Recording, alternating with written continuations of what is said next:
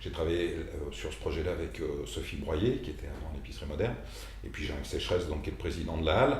On voulait un petit peu rappeler à tout le monde, c'était une petite piqûre de rappel sur le fait qu'il y a réellement du lien entre ces lieux et des établissements comme la Tony Garnier, car certains artistes extrêmement populaires, énormes aujourd'hui, ont commencé pratiquement tous dans des lieux comme ça.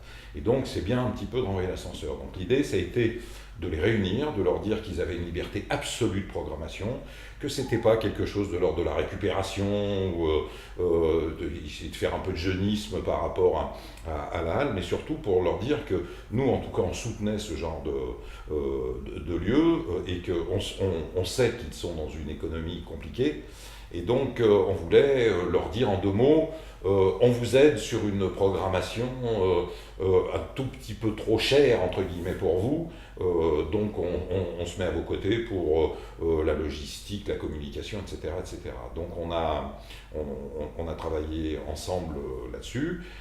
Et donc par rapport à la programmation des lieux qui ont suivi, ça a été un succès absolu, c'était plein partout, avec en plus réellement une ambiance particulière, parce que un questionnement des gens, mais pourquoi la Halle, etc. Aussi bien du côté du public de la Halle que du côté du public des lieux alternatifs, puisque alternatif c'est peut-être pas, d'ailleurs si c'est un bon mot, en tout cas des lieux qui ont une exigence de programmation et des économies tendues.